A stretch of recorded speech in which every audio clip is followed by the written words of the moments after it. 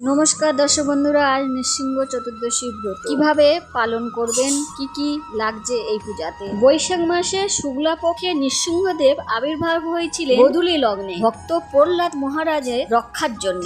সৃষ্টি শক্তি লাভের জন্য বাবা ব্রহ্মা এবং সমস্ত দেবতারা এই নৃসিংহদেবের পূজা করেছিলেন। আবার ত্রিপুরাসুরকে বধ করার জন্য বাবা মহাদেব এই নৃসিংহদেবকে পূজা করেছিলেন। আপনারাও বিপদ আপদ ও শত্রুর হাত থেকে রক্ষা পাওয়ার জন্য এই ব্রত অবশ্যই পালন করবেন। তুলসী পত্র ছাড়া এই পুজো অসম্পূর্ণ। অবশ্যই নৃসিংহদেব বা আপনার ঘরে যদি শ্রী বিষ্ণু থাকে তুলসী পত্র অবশ্যই অর্পণ করবেন।